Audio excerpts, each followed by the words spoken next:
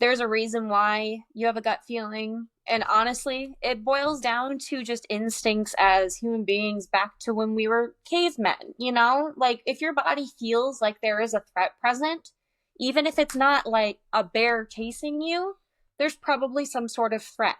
Don't let somebody else tell you that there isn't and that you should feel a certain way. That was this week's guest, Roni Ruzicka. Roni and I actually brainstormed the concept for this podcast long before I Don't Know About You even existed, so it only felt right for her to come onto the show and share her story.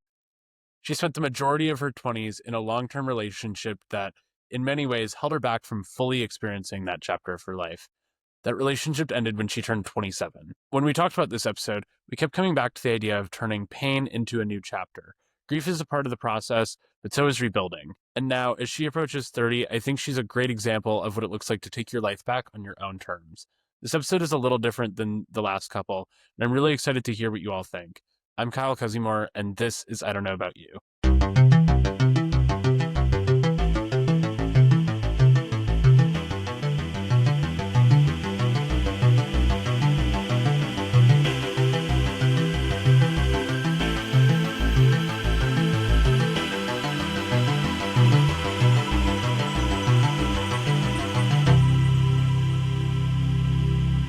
Hey, Roni, thanks so much for joining me on I Don't Know About You. Hi, Kyle. So let's give everyone some background. Obviously, I know you super well. For those that don't know, Roni and I are actually cousins. We are related. We are related. But let's give everyone some context. Would you want to share just a little bit about who you are, where you're from, and what do you do? Hi, I am Roni Ruzicka. I am from Shoeyville, Iowa. And I am an artist for anthropology. I get to make some cool, fun window displays and just make messes and make cool things. Yeah, I definitely want to jump into that later on in the episode. For sure, because that's the after. Yeah, and I think it's also just something that as someone that's gone to many in anthropology, never knew that that was a job. So I think just super cool to also we'll get into it. We'll just save that for a little bit later. But in every single episode of the podcast, I ask every guest the exact same question. If you could go back to the start of your journey into your early 20s and give yourself some advice, what would it be? So, if I could tell myself, my early 20s self, something, it would basically be you don't need to minimize yourself. You don't need to shrink yourself in any way, soften yourself just because somebody thinks it's too loud or doesn't quite like that aspect. And to that note, just trust your gut. Don't ignore it, because turns out it's right in the long run. It feels like it's always right when you just actually look back. You're I should have just believed in myself, Well, I feel like I've always had this intuition. I'm just very in tune with people and their emotions and things like that. But because of that, I tend to second guess myself because I think I'm just being extra sensitive or whatever. But the gut's there for a reason. And I've learned that my intuition is very, very strong and needs to be listened to. So you mentioned minimizing yourself. What did that actually look like throughout your early 20s?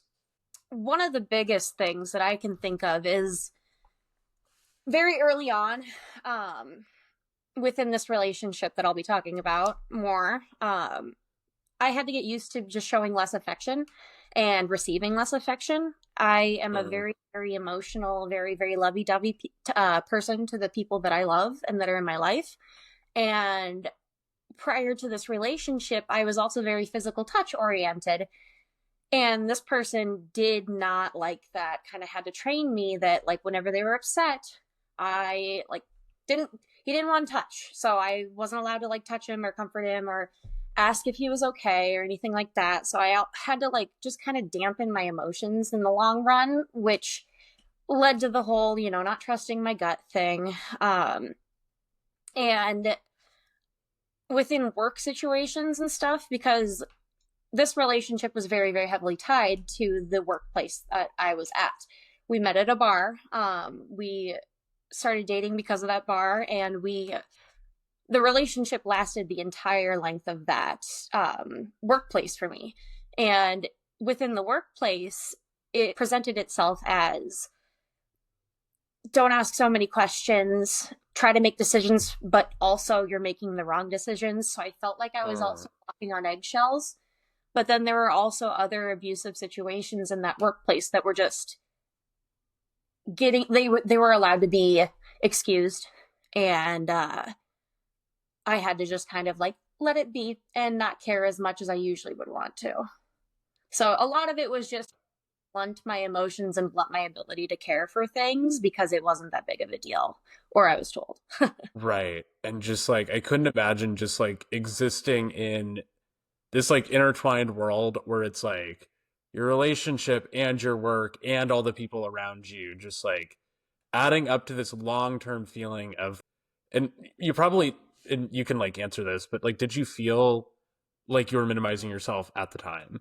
Like did it feel like you were actively doing that, or is it something that you can like notice now?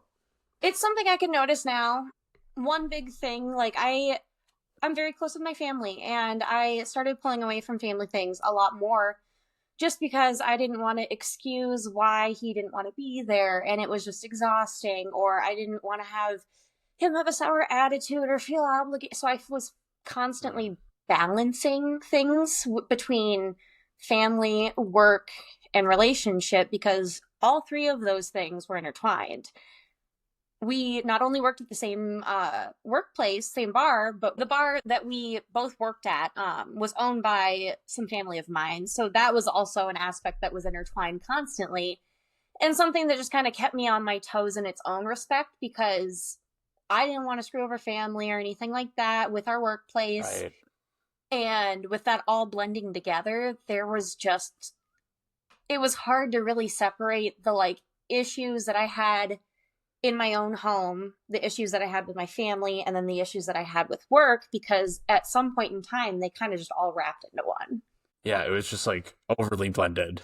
which is terribly unhealthy and is something that I will not let, especially work, overstep any boundaries ever again. No, for sure. I mean, like, I think a lot of people like have their own relationship with like work blurring boundaries with like personal, but like that's like a completely It's a whole different different level. situation. It's a whole Yeah. different level.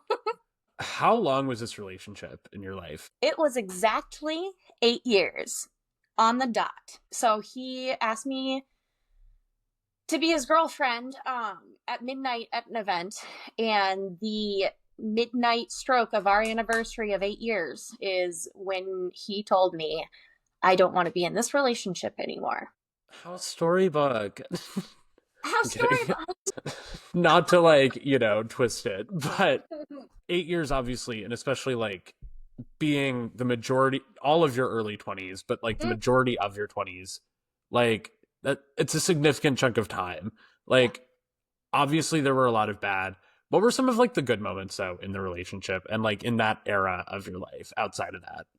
Right. Basically, I looked back at the relationship and my brain, because of how I think of things now, goes, nothing, no good point. There were some good points. And it's kind of the whole thing where I didn't realize when things were going a little bit more and more south.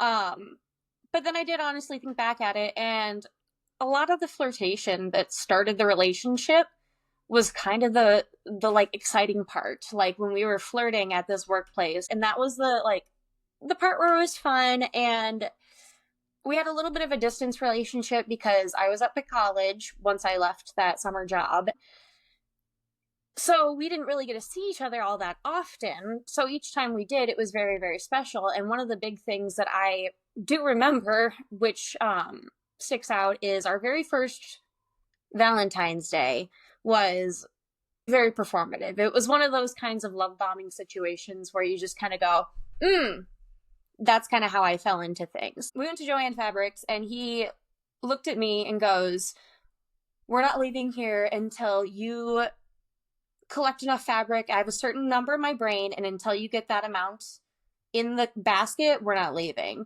And he wouldn't tell me how much money he was trying to spend on me. He just kept telling me that I needed to add more and more to the cart. So eventually I just have like this entire cache of fabric that like I am jacked Wow. about that he just bought me for Valentine's Day. And we go back to his living situation. He lived with his brother and his niece at the time. And he makes this really, really nice Valentine's Day dinner. And I'm like messing with all the fabric. And it was just like this cute little memory. But then looking back, it was just like one of those so idealistic things that that kind of level never really was reached ever again. And it was still early enough. Like it was our first Valentine's Day, and we had started officially dating in September. So with school in between, we hadn't had that much time together. Right. Like it was a very here There and just wasn't a there. lot of like face to face. Like there No, was like no. obviously distant stuff, but like, you know. Well, exactly. And Mm. I don't know, it's kind of hard right now to even like think about some good, like without it being just we went and did this, he spent money on me.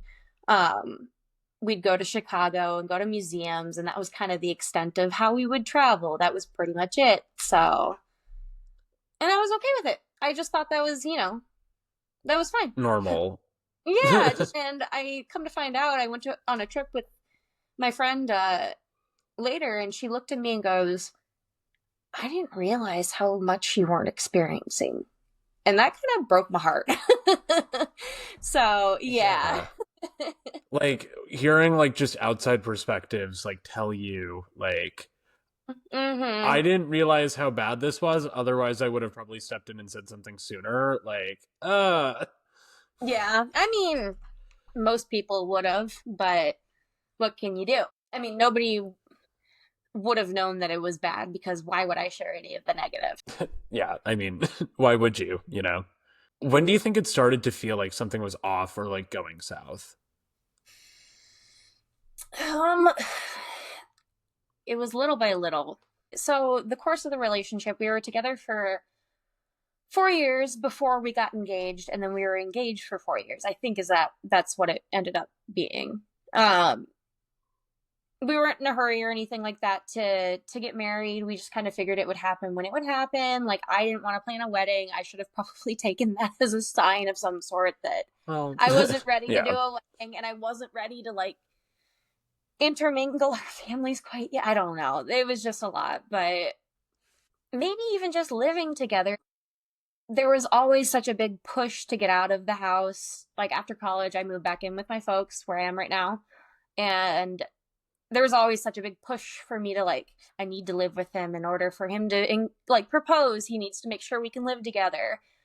And like those are like separate steps in your life. Like Yeah. I know just in my own life, like moving out onto my own, like from my Hmm. parents, like that's just like a self step. And it's like Hmm.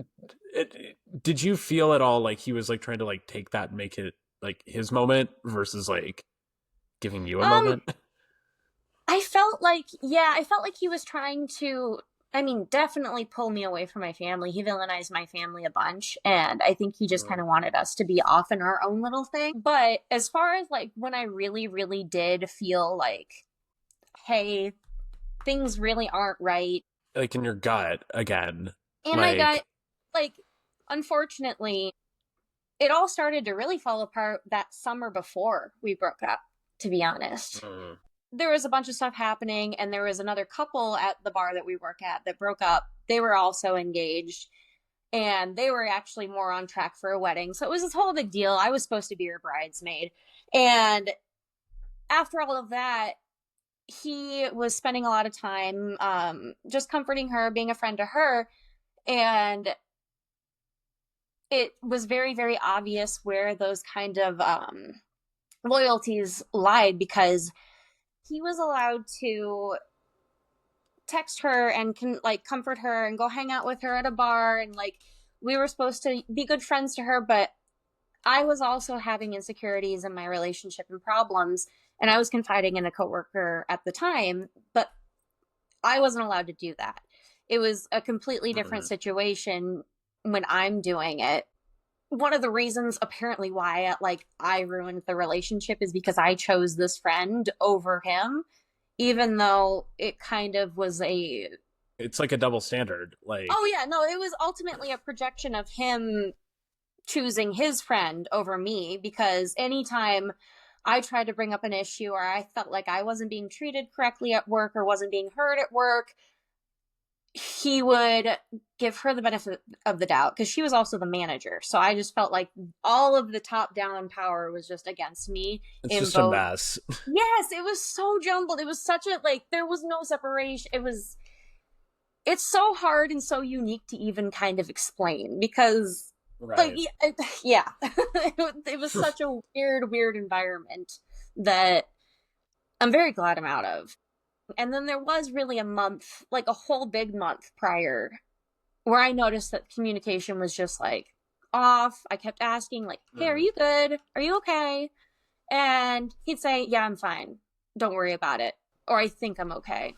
And I was like, all right, things are weird. So I was, Yeah. confiding in this friend more and more. And I'm sure he knew it. He saw me on my phone. Like, I had to have somebody to talk to that kind of knew some context. Just for And sanity. like, Like, sanity, exactly. Yeah.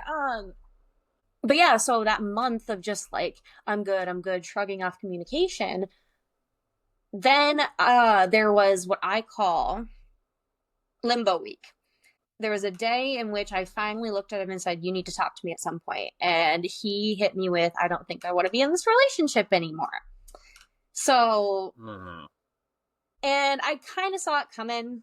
The communication had been spotty. And I think this is one of the times where I came home from work. I had just started the new job and he wasn't home, but I passed by our coworker's house up the street and he was there. I and this is guess the same coworker that, yeah, this is the same one that his friend that yeah, that he was super close to that just had her own relationship breakup. But I'm pretty sure later I found out that the reason why he was up there is that he went to go get a tattoo with her that day. Came home with a tattoo that he had been yeah. talking about for years and just didn't say anything about it. And so after that like week I had done so much work of like showing that I care. I did a bunch of like things that I usually struggle with. Like I really tried. And Yeah. every single effort I made, he just kind of like laughed at it. um like I think I made brownies or something and he just goes, really, you haven't made me brownies ever in our relationship and now you do or something like that. And I'm just like, I'm trying, are you kidding me? Yeah. And then finally that week after is when things finally were just done.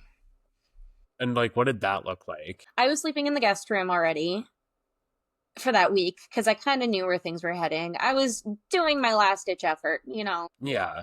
But I was really just kind of staying around because I wanted to figure out what was going on with the animals. We had three cats. I wanted to originally bring or take the kitten and the other cat and have him just keep the porch cat because whatever. But once I figured out and like let that go, I was ready to go. I had my back boxes packed and there was one night where I was trying to like give up a shift at work.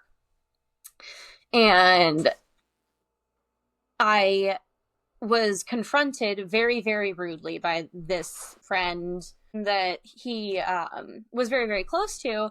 And that's kind of when I knew that I was being closed in on and I was kind of in danger because I had just suggested that I didn't want to work because I knew it was going to be very busy and things weren't good and I didn't want to have to put on a face. So I was really just trying to give myself a break. And after that is when I think I texted my mom and said, hey, I'm coming home. And I needed to leave right then.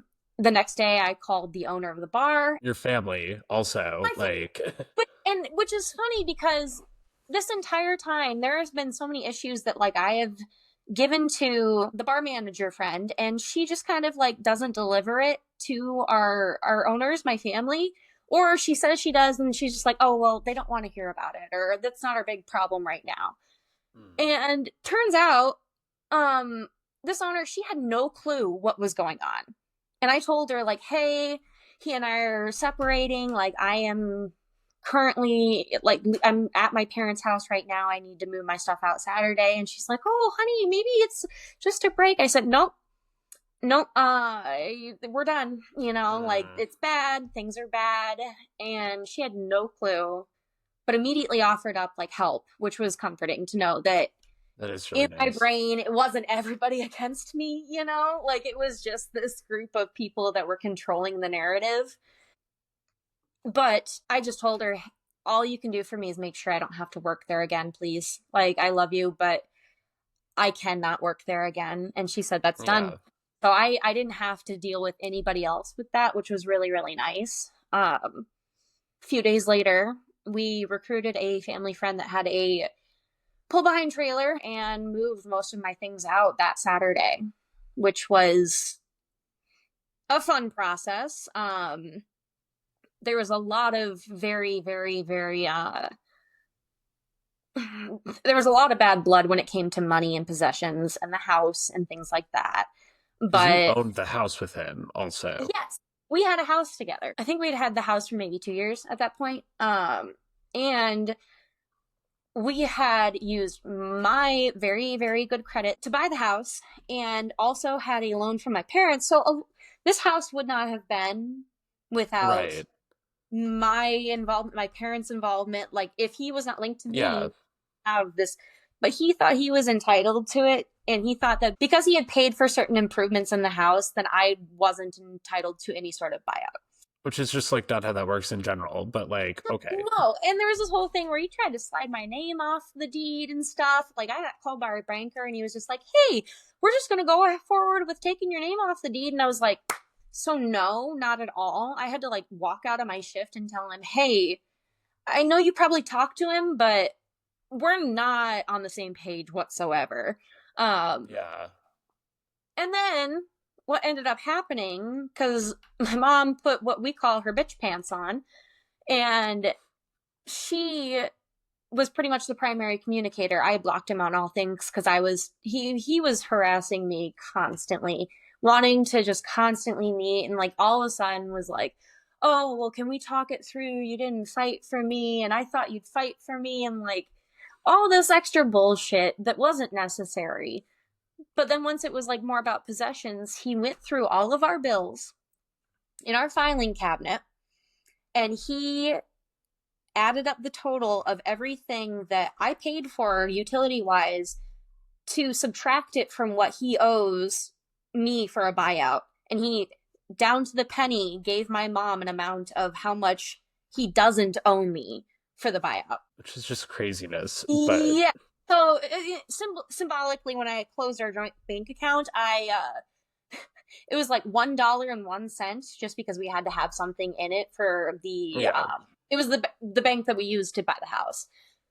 But that 1 cent, I drilled a hole in, and it now is a necklace to remind me, that nobody will put my name in pennies. Wow. Just like a crazy situation and just like yeah, I'm for one, like I'm sorry that you had to go through that, but I feel like, and I'm sure that you'll get into this, like are much stronger like on the other side of it. Oh, absolutely. How do you think staying in that relationship like affected your sense of self? I didn't realize how much like his opinion and his perception of like my emotions and stuff affected me. I've always known I was a very emotional person, and that has gotten in the way sometimes. But obviously, like for the people that it gets in the way, now I know doesn't matter. But it always made me feel like there was something wrong with me. I always would say stuff Mm. like, "I don't know what's wrong with my brain. I don't know what's wrong with my brain." And honestly, I think a lot of that, looking back, like a lot of my anxiety issues kind of got worse throughout this relationship. And at one point in time, I did actually realize like my anxiety starts when he gets home. Because Wow. I'd have this nighttime anxiety, and I would always just be like, "Hey, can you, like," whenever I'd be upset or sad, like I'd go into the bedroom, and I don't nap, but if I'd be in bed, I like, something's wrong. And he'd never check Yeah. on me. Never ever check on me. So I'd just be like, "Am I being unreasonable for wanting this affection? Like," It's not and even I affection, it's just like checking come, in I know. on like And then I'd like say something later, like, you didn't check in on me once." He's like, "You're really mad at me for not doing something?" Yes, I've told you, if I feel like this, please do this. This is how you handle it. But it made me feel like I was just being so demanding of it. I don't know. And I felt like I always would just kind of accommodate to his style of communication and his love languages over my own. But also, like, when I realized that he is kind of the source of my anxiety, that was like another one of those shifts that I could have probably paid attention to more and trusted my gut a bit more. Because I figure, like, a lot of the time we just kind of had rough spots, and I was like, all right, it's because of this. It's because I'm in college. It's because we just moved into a new place. It's because of COVID. It's because it's a stressful season. But then it just kind of became one thing after the other and never really stopped, you know? And it, Yeah. well, and another thing, I've been thinking about it recently. So language means a lot. And he would very much use very sexual language, either with me, with a coworker. He was just that way. And whenever there'd be a new server, he'd say, oh, she's not ugly or something like that, and comment on their body or comment on what he thinks is attractive. He'd always bring up when he was attracted to something or attracted to a woman. And it got to the point where it did start to affect me. I knew that he was attracted to me and everything. And I knew that he was trying to like maybe point out a woman that, because I'm bisexual, and he would always like push things too far, you know, but it's just the language that he used really, really made me feel at one point like I wasn't necessarily a partner, you know? I felt less a romantic partner and more just kind of like,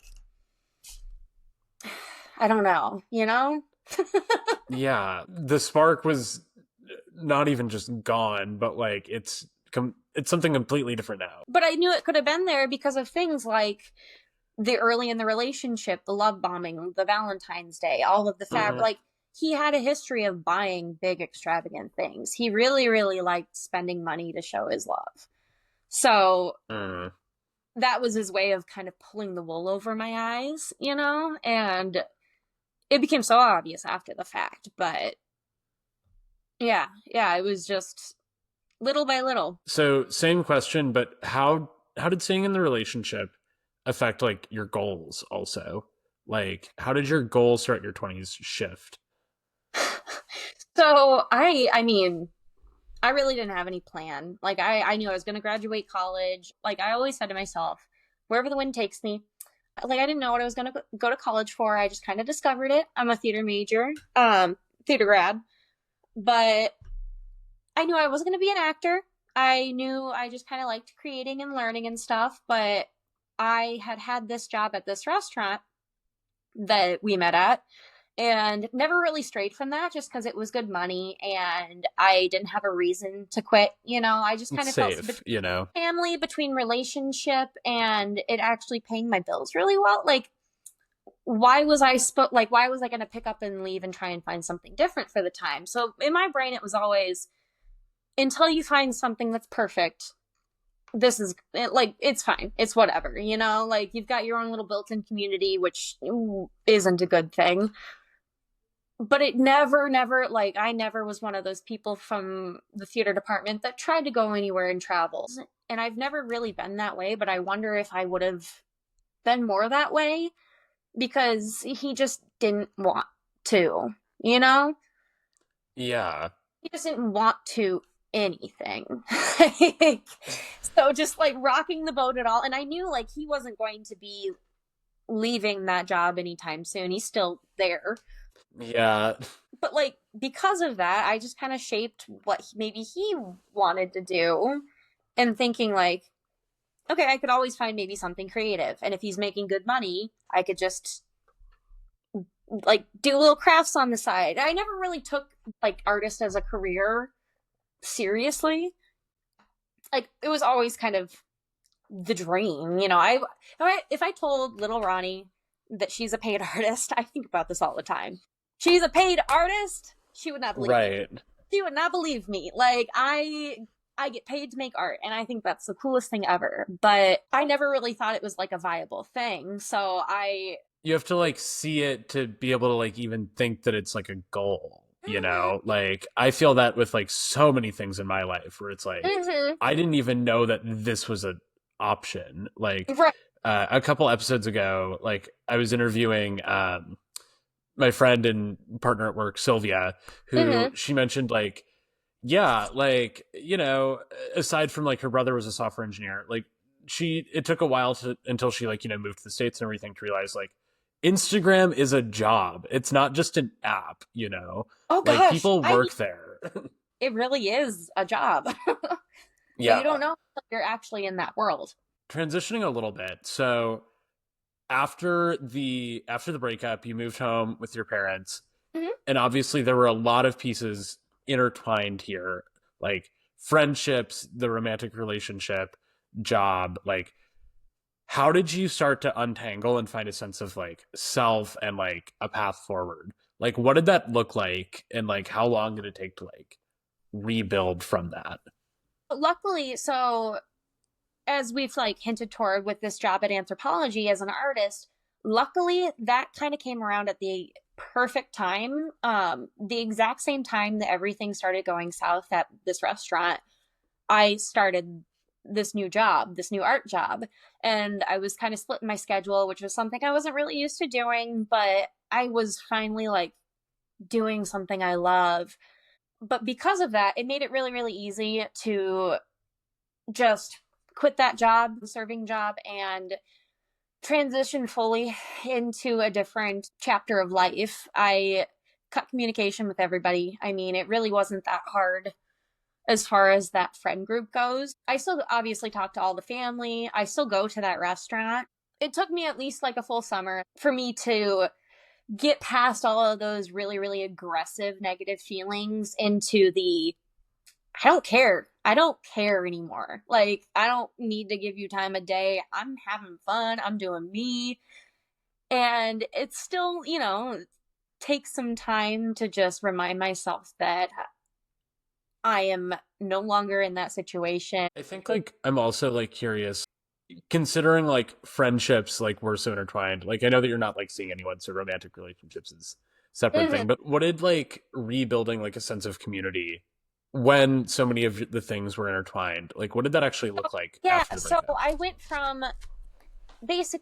from going out with people, having people around all the time, seeing all of these coworkers pretty much daily, um, spending weekends like extended amount of times with them, to not really having a group of people that I hang out with locally, which I've always kind of been used to prior to that. All of my friends, I like to say that all my people are elsewhere. Like, none of my good For people are sure. in town. They leave good old Iowa, which, whatever. But once that community and that stress of like being around those people was gone, it was kind of like relieving. So I Mm. wish sometimes I had people to be around, or like somebody to come over. Or I miss my best friend who was my college roommate dearly, and we still talk about how if we don't have like partners in so many years, we're just gonna live together. Um, but at the same time, because I didn't have to like worry about the opinions of this critical group of people, it was very freeing that I could just kind of do my own thing and go about the world in my own way. And if people want to gravitate toward me, they can. And if they don't, they don't. But it really just kind of rebuilded a lot of my relationships with family, to be honest. Which is like amazing that you still have family to like fall back Oh, on, yeah. especially Yeah. as family was so intertwined in this Oh, also. yeah. I mean, my mom's always been wise to it. And little did I know, she's just been on high alert the entire time of the relationship. But she never wanted to push too far because she didn't want to For sure. lose the relationship at all and have me never talk to her again. So Right. it breaks my heart that like that was the mentality that was taken, by my parents. But yeah, they were always there. I never doubted that. I just was so taken away from them. I love that I am able to be one of our cousins has two young kids, and I love that they know who I am, because that's not something that Mm. I feel like I had with any other cousin's kids. prior to that, like I'd see them touch and go at events, like at family Right. events every so often. But now, like, her kids know who I am, and I get to like tease them and like, mess with them That's whenever I cute. You're like the fun aunt. yeah. I like that I'm actually able to be an influence in these younger generations' lives that I wouldn't have been able to really do because he was so anti-family. So why would I be around Mm, families and kids? right. Like my family tells me that I'm so much more talkative when I smile, that like bigger now, and I don't seem like I'm so worked up all the time because I'm not trying to appease a party that's just unappeasable. Looking back, was the relationship itself like a regret for you? I listen to a lot of cult based podcasts, but what I've learned through it is like a toxic relationship is basically a cult of one. So I compare a lot of that situation to literally being in a cult, and literally with in a cult, like they have a charismatic leader that Yeah. you really realize until it's too late that they are just like pulling the wool over your eyes. So I didn't really know how bad it was, like I keep saying, like I Yeah. in the relationship didn't regret it. Like there are moments where I was like, oh, I missed out on this, missed out on that. But now, like looking back, I absolutely at least regret like the years that were lost, that specific set of years, because I was Like, 19. what do you feel like you lost, like, the most? Like, obviously, there's, like, a bunch of things you could list, but, like, what Mm-hmm. feels like the biggest loss? Experiences with family is like a big one. I know that like there are so many things, just little moments that I could have done that I've already just within the first month of being out of that relationship, I did more than I had in like 3 years. In regard to the years lost, I just feel like without it being officially grooming because I wasn't young, I just feel like I was kind of guided into a course that I maybe wouldn't have been in, like you asked me Yeah. before if like he was kind of living out our relationship more in his like forming it to his ideals, and yes and no, because he always tried to tell me like, oh, I'm not a relationship guy, blah blah blah blah blah. But I think because I was like, I need to invest in this, I need to like, this is now that I have like a fiance, we have a house, like no other things to like aspire to like focus on this right now, this phase. Yeah. And those years of your life are just so there's so much I could have done, like there's so many experiences that I could have had that I just You didn't don't because even know, like, what like they are at this point. Like, it's just so I just know that there were because or even just like opinions, like music tastes that I used to listen to that I mm, was told, oh, that artist, oh, they're annoying or whatever. So I just kind of stopped listening to him, unless he wasn't around. I just wouldn't listen to him. There's little bits and pieces like that I'm rediscovering about myself that I liked that he didn't like. it feels crazy. Like, hearing it back, because, like, obviously I know this whole story, but it's just Oh, like, yeah, yeah, yeah. it's just so sad. After the breakup, what were some of the first things that you did just for you? Like, just for Ronnie? The first thing that sticks out in my brain that was like a inaugural excursion that I had was a wedding of a really, really close friend of mine. We were supposed to both go. But obviously I like changed that Yeah. RSVP. But she lives in Illinois. It was enough of a little jaunt. Like I was away from Yeah. home, a hotel by myself for the first time, and it was just really, really nice to do something completely on my own. Don't have to worry about anybody else's like desires, timelines. I could dance as long as I want. I could socialize as long as I want. I didn't have to leave because he didn't agree, like he didn't vibe with certain friends from college. Yeah. I got to fully, fully celebrate this one human being and be with people that truly, truly love me and love to see me. It was a really good way to kind of remind myself of the people that matter. And that was like within the first month. But then like one of the other things that I just kind of spitefully did for myself, I chopped all my hair off and I bleached it. And it also looked amazing. So there was It was also that. I needed to have, and I can say I did it. I Yeah. also had really, really damaged hair from bleaching it and dyeing it green previously, and I think that was a way of me really clinging to an identity that, like, needed to be very, very outward. Like I needed to have Sure. that very Yeah. vibrant thing to really set myself apart. And that was like the way of not silencing myself, maybe. How do you think your mindset around relationships, whether it's romantic or non-romantic, time and like what you truly want has shifted like through this whole process? Well, I don't want to get married anymore. I was a say yes to the dress girly, and young Roni would just absolutely hate me. But I do not want a wedding, and I didn't really want a wedding while I was trying to struggle through planning it. But I don't want to get married. I just think that that will overcomplicate anything that could go south in the future, and I see nothing wrong with just being Yeah. partners with if I find somebody. It doesn't need to be officially in like, like technically my ex and I were common law because we were together for so many years and we owned property together and we're That's intending to. right. Yeah, because also Iowa is one of those states because it's not a thing everywhere. Also, it's state by No, state, oh yeah, I guess but that is like, an Iowa thing and it was less years than we thought. But yeah, so like I definitely don't want to get married whatsoever. Even just like the idea of sometimes I like the idea of being committed to one person, sometimes I don't. Well, and that like don't settle either.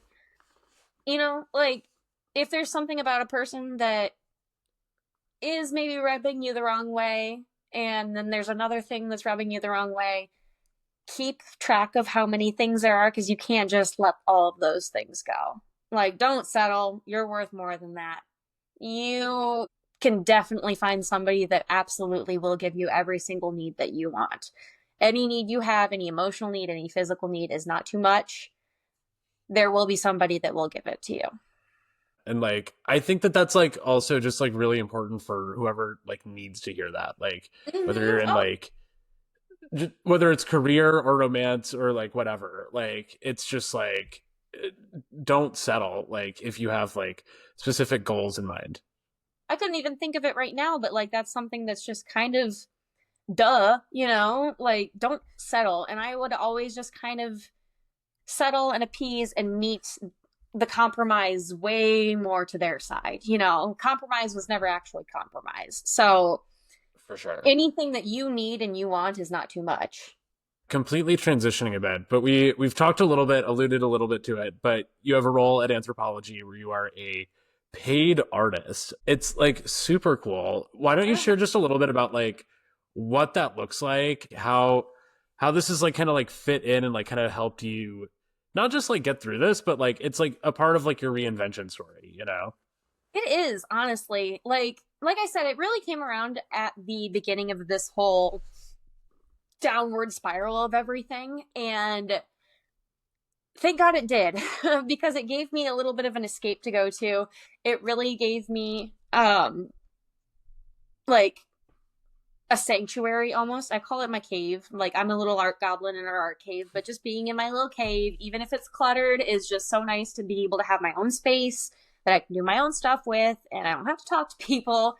Yeah, like so during the bulk of the transition, especially moving home, one of the projects that I was working on was a holiday window with penguins. So, like, the little penguins, they became my friends. They became my little companions. They kept me company. And it was nice to be able to, like, post that kind of stuff online and get interactions from people that were positive and distracting me from everything else that's going on in my life and everything else, like, with the logistics of the house and blah blah blah, but it brought a different sense of community that I didn't have before because people knew like I was artsy and stuff, but they didn't know the Totally. scope of what I can do.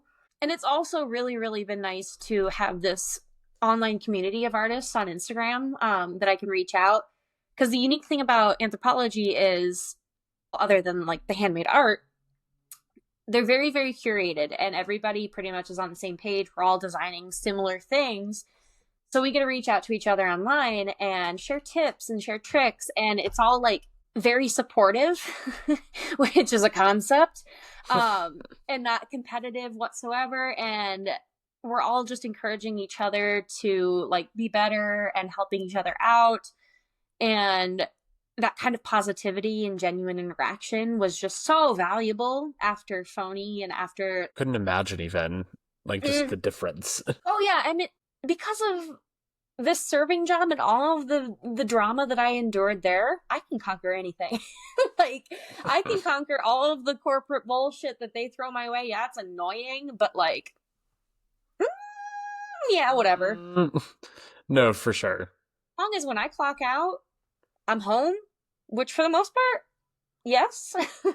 Yeah. Like that is so much better than what I had before, and it's been so freeing for a peace of mind, just to be able to have that separation and not worry that I'm going to go out with like some coworkers and have it affect my day the next day because we got into a weird like discussion about something. Right. Because it's Mm. like it doesn't have to follow you. It doesn't have to be Mm-mm. completely intertwined and weird and weird. They have team events all the time. I haven't gone to a single one. I'm sure I will eventually, but like I don't need to spend outside time. Like, and that's not trying to be antisocial by any means. But I'm also very separate from the rest of the crew. Like, I am my own entity. And I Right. think having that independence, honestly, is really, really good for me. I was a very codependent type of person in my relationships between romantic, even at work. So having a very singular role where I'm the only one doing this thing was so necessary for my brain to shift to because it completely compartmentalized the past and was able to just move forward. It like came, I feel like also at probably like just the right time where it was like, It's you need amazing. that actually. It's amazing. The universe gave me between my jobs shifting and my baby walnut kitty cat tuxedo precious boy. The universe threw him at me at the exact right time, and I had a lot of really, really good support for the transition. So out of the terrible, terrible situation that it was, I landed pretty soft. So this all comes with the context of also you're about to turn 30 this year. How does it feel to enter this new chapter? Like, especially compared to like entering your 20s and also like through this process of like not even reinventing yourself, but like rediscovering yourself. Because it's It's like, really what it's not it's actually reinventing, it's more of rediscovering who was there no, all it's along. But how does it feel going into your 30s this year? no, you're exactly right. It's really been a rediscovering because I've always had deep down, I've always had a pretty strong sense of self. Throughout school, I've always been kind of like dare to be different was my motto. Sure. So it is just like coming back to all of these things that I've shown interest in, that I've loved, even back to like my like younger years. I I've read before and I firmly believe that like your 30s are for re-embracing all of those passions that you used to love but not feeling weird about it. Genuinely getting it, like if you like some sort of stuffed animal to collect, fucking collect those stuffed animals. Like for me, one of the things that I look at actually in my adult life is I was a big rock collector kid. Guess what? I'm a big rock collector kid still, so those little things that like brought me joy as a kid, like even just going and walking through the woods. I like just being in nature and fully embracing it without feeling like it's weird or too much or feel like, you know what I mean? Like, I don't know. No, I for just, sure. yeah, the 30s are just for not caring about what other people perceive, to be honest. Yeah. As you enter it, what's actually next for you? Like, where do you want to grow? And like making sure that you're like actually following like, true to you. Like, how are you going to be true to you and not minimizing yourself throughout this? So originally when I was coming back home, and honestly, I'm still partially in that mindset. Like for right now, I'm okay with just being here and having a really, really solid ground and foundation underneath me while I'm trying to figure out everything else. Anthropology is part time, and I would love for it to be a full time job, which is kind of dependent on the sales and stuff. So if our store ever becomes bigger, I would love to embrace that and become a 40-hour full time artist. Like, that's really cool. But until then, I mean, it's been really nice to just kind of again, rediscover myself, rediscover the different art forms even that I like to get into, and just see if there's anything else out there that really interests me without feeling pressure and without feeling like I need to move forward at a certain pace or at a certain timeline. Because I mean, we're all on our own trajectory, and also Mm-hmm. like your story is like a really good one of just like, yeah, we're all on our own trajectory, like reinvention, rediscovery. It all happens like Mm-hmm. at different times if it happens to people in general. Like, I mean, some Oh people yeah. like probably aren't experiencing like a rediscovery era like this, you know?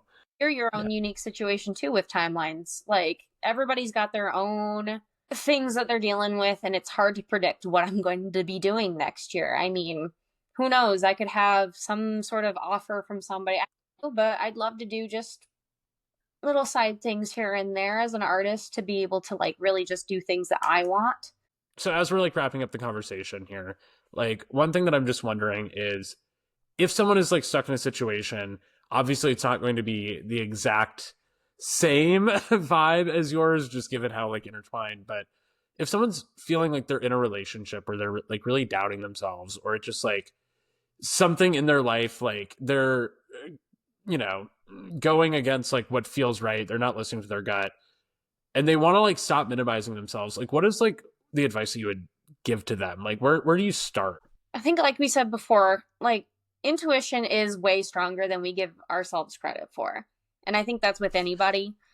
There's a reason why you have a gut feeling. And honestly, it boils down to just instincts as human beings back to when we were cavemen, you know? Like, if your body feels like there is a threat present, even if it's not like a bear chasing you, there's probably some sort of threat. Don't let somebody else tell you that there isn't and that you should feel a certain way. That gut feeling is there to protect you, and you shouldn't you shouldn't be convinced any other way. As far as minimizing yourself goes, the people that really, really appreciate you for who you are will come to you and they will see every single extravagant thing about you and want more from it. They won't tell you that this music taste is too weird, or that that thing that you're wearing is odd, or that your hair looks weird that day, or that whatever. There will be no buts. They will only encourage. Period. Period. One of the things that I do now louder is I laugh so much louder. And I realized that because I would laugh sometimes in group settings and he would go, Yeah. yeah. So now I'm loud, you know. I'm not I love you that. know you know our bloodline. I mean, we all speak in stereo, so No, for sure.